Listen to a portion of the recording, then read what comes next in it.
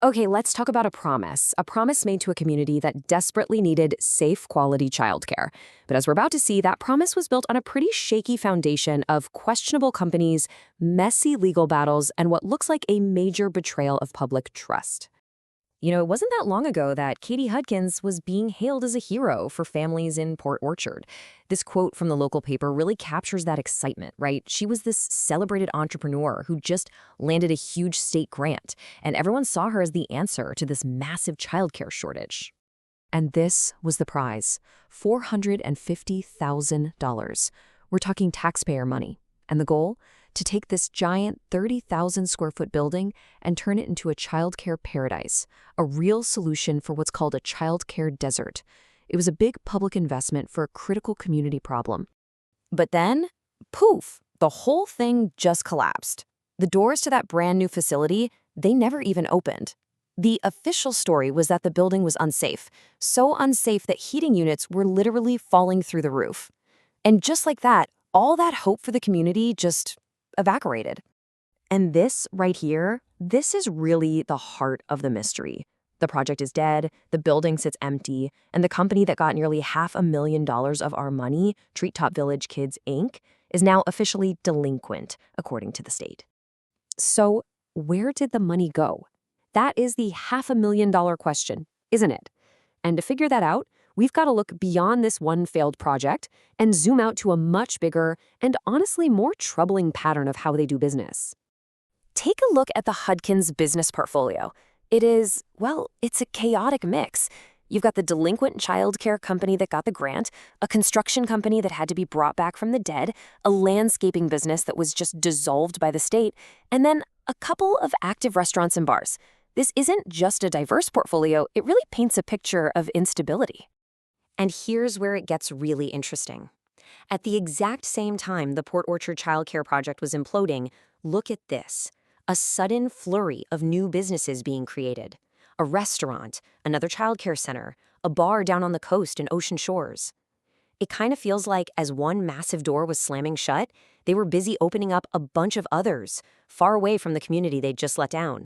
But while this new empire of restaurants and coastal bars was being built, a very different and much more disturbing story was unfolding in their main business, taking care of little kids. I mean, listen to this review from the Better Business Bureau. It's just one example. Public records show a pattern of complaints about a hostile, chaotic environment, with the owner herself often being at the center of it. And these aren't just complaints about bad customer service. These are about the safety and well-being of children. And some of the allegations are just gut-wrenching. This parent talks about their infant, who already had issues with malnourishment, being sent home with 3 full, untouched bottles after a full 8-hour day. That's more than just an oops. That's bordering on neglect. And then there's this. Can you even believe it? To deal with being short-staffed, the centers were allegedly using untrained maintenance workers to care for kids. I mean, that's just a shocking disregard for the most basic safety standards. So when you put all of these allegations together, the picture it paints is, well, it's terrifying. Untrained staff, life-threatening allergy risks, moldy cabinets sitting in a classroom, and in one of the most unbelievable incidents, a parent actually had to call the police just to get their own child back from the owner. You have to ask yourself, right, does this level of chaos just pop up out of nowhere? To really get what's happening with this crumbling empire now, we have to look at its foundation. The business partnership itself. And public records show that partnership was basically forged in conflict.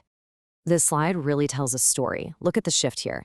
In 2017, they were on opposite sides of a domestic violence case. Now, flash forward to today, and they are united front, a legal and business team filing lawsuits together against other people. It's a pretty wild transformation, going from personal adversaries to business allies. And speaking of their shared history, get a load of this number. Over $22 million. That's a final foreclosure judgment against Katie Hudkins from back in 2008. But here's the craziest part. The original mortgage was for just a little over $200,000.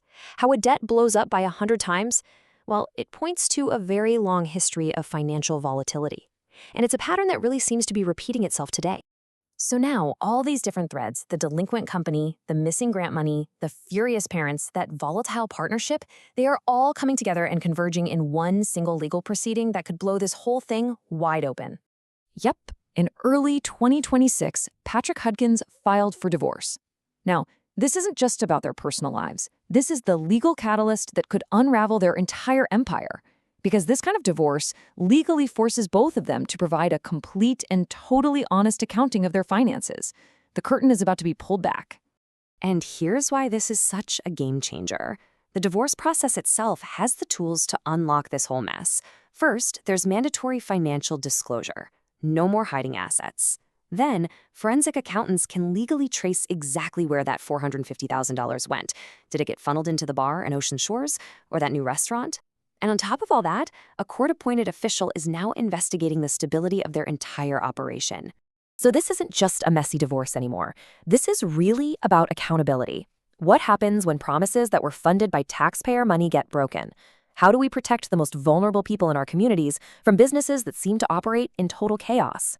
As the legal process grinds on, the real answers about what happened inside the Hudkins Empire might finally be forced out into the open.